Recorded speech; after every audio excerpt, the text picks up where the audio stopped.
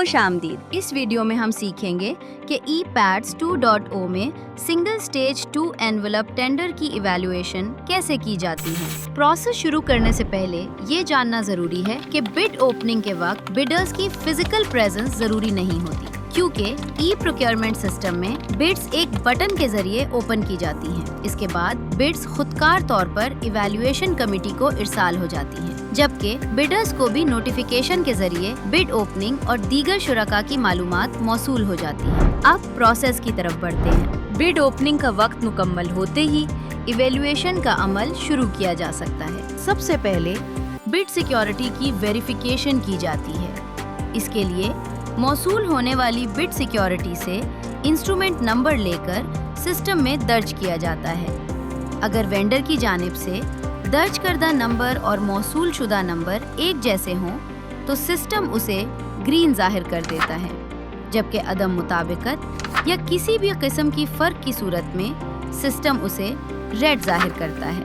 بڈ security کی verification مکمل کرنے کے بعد اوپن بڈز کے بٹن پر کلک کریں اور پھر یس اوپن دا بڈز کے بٹن کو منتخب کریں۔ اس کے بعد تمام کمیٹی ممبرز اپنی اپنی آئی ڈی سے لاگ ان کریں گے۔ ایز اے کمیٹی ممبر کے آپشن پر کلک کریں گے اور پھر پینڈنگ ایویلویشن کے بٹن کو منتخب کریں گے۔ اس کے بعد اس ایکٹیویٹی کو منتخب کریں جس کی ایویلویشن درکار ہے۔ ایکٹیویٹی اوپن ہوتے ہی اس میں موصول ہونے والی تمام بڈز ظاہر ہو جائیں گی۔ اب ایک ایک کر کے تمام بڈز کو ایویلویٹ کیا جائے گا۔ کسی بھی بڈ کی ایویلویشن کے لیے اس کے ساتھ موجود ایکشن بٹن پر کلک کریں۔ اس کے بعد اگلے پیج پر بڈ سیکیورٹی کے سیکشن میں ویو ریسیپٹ کے بٹن پر کلک کرنے سے وینڈر کی جانب سے اپلوڈ کی گئی بڈ سیکیورٹی دیکھی جا سکتی ہے۔ اگر بڈ سیکیورٹی کی رقم کم ہو یا کوئی اور بے ضابطگی سامنے آئے تو اس صورت میں بڈر ان ایلیجیبل ہوگا۔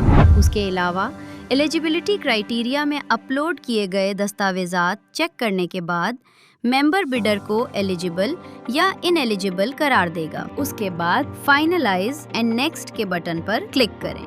اگلے مرحلے میں ممبر بڈر کو فراہم کردہ معیار کے مطابق مارکس دے کر تکنیکی طور پر ایویلویٹ کرے گا اور سسٹم پاسنگ کرائیٹیریا کے مطابق خود بخود وینڈر کو مارکس کی بنیاد پر کوالیفائڈ یا ڈسکوالیفائڈ قرار دے دے گا۔ ایویلویشن مکمل کرنے کے بعد فائنلائز اینڈ نیکسٹ کے بٹن پر کلک کر دیں۔ اگلے مرحلے میں بڈر کی فراہم کردہ اسپیسیفیکیشنز کو چیک کیا جائے گا۔ اگر کسی آئٹم میں بڈر ڈسکوالیفائی ہوتا ہے تو اس آئٹم کا ٹاگل بٹن آن کر کے ڈسکوالیفیکیشن کی وجہ درج کر دی جائے گی۔ یاد رہے کہ اگر لاٹ میں کسی ایک آئٹم میں بھی بڈر ڈسکوالیفائی ہوتا ہے تو اسے پوری لاٹ میں ڈسکوالیفائڈ تصور کیا جائے گا، جبکہ آئٹمز وداؤٹ لاٹ میں اگر کسی ایک آئٹم کے خلاف ڈسکوالیفائی ہوتا ہے تو وہ باقی آئٹمز میں کوالیفائڈ رہے گا۔ یہ مرحلہ مکمل کرنے کے بعد فائنلائز اینڈ نیکسٹ کے بٹن پر کلک کریں اور اس طرح آپ کی بڈر کی ٹیکنیکل ایویلویشن مکمل ہو جائے گی۔ اسی طرح آپ نے تمام بڈرز کی ٹیکنیکل ایویلویشن مکمل کرنی ہے۔ جب تمام ممبرز تمام بڈرز کی ٹیکنیکل ایویلویشن مکمل کر لیں گے، اس کے بعد تمام ممبرز کے نتائج کنوینر کو شو ہو جائیں گے، جنہیں وہ چیک کرنے کے بعد پریپیئر رپورٹ کے بٹن پر کلک کریں گے، جس کے بعد رپورٹ پریپیئر ہو جائے گی۔ یاد رہے کہ رپورٹ پریپیئر ہونے کے بعد بھی وینڈر سائٹ پر پبلش نہیں ہوگی جب تک اس آئی ڈی سے رپورٹ کو جنریٹ نہ کیا جائے جہاں سے ایکٹیویٹی پبلش کی گئی ہے۔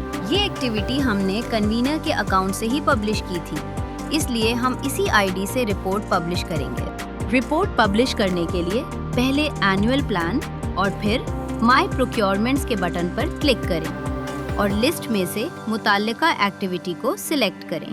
ایکٹیویٹی سلیکٹ کرنے کے بعد فائنینشیل اوپننگ کی ڈیٹ اور ٹائم منتخب کریں اور پھر سیو اینڈ جنریٹ رپورٹ کے بٹن پر کلک کریں۔ اب آپ کی رپورٹ وینڈر سائٹ پر پبلش ہو چکی ہے۔ اس کے علاوہ رپورٹ کو PDF فارمیٹ میں ڈاؤن لوڈ کرنے کے لیے ڈاؤن لوڈ ایویلویشن رپورٹ کے بٹن پر کلک کریں۔ یاد رہے کہ یہ technical evaluation report PPRA website پر پبلش کرنا ضروری ہے۔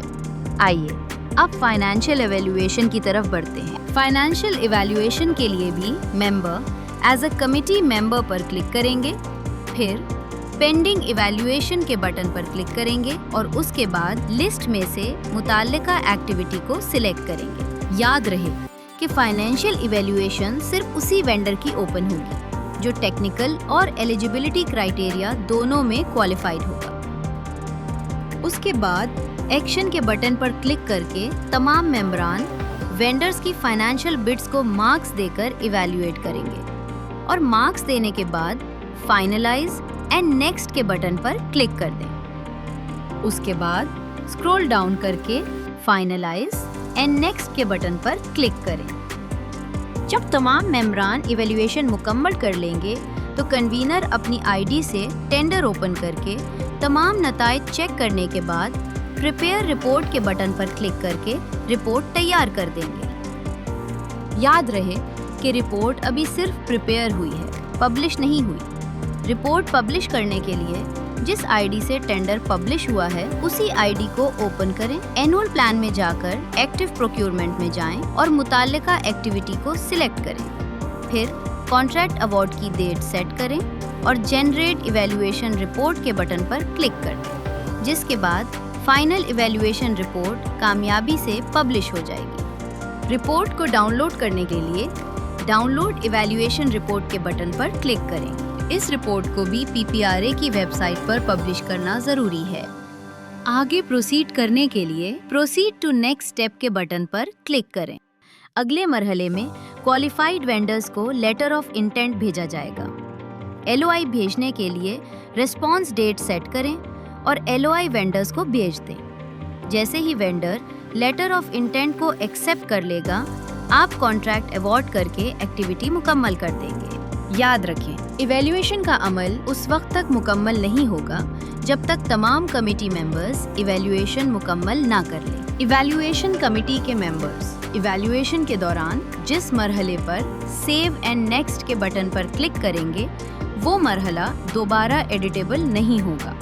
लिहाजा अपनी ऑप्शंस को अच्छी तरह देखकर सेव करें। इवैल्यूएशन कमेटी के तमाम मेंबर्स की इक्वल वेटेज होती है और सिस्टम खुदकार तौर पर मेजॉरिटी मेंबर्स की राय की बुनियाद पर रिजल्ट जाहिर करता है। तमाम इवैल्यूएशन रिपोर्ट्स को PPRA की वेबसाइट पर पब्लिश करने के लिए प्रोक्योरिंग एजेंसी अपना EPMS पोर्टल इस्तेमाल करेगी। मजीद ऐसी वीडियोस के लिए वीडियो को लाइक करें, हमारे चैनल को सब्सक्राइब करें और फौरी अपडेट्स के लिए बेल आइकॉन प्रेस करें।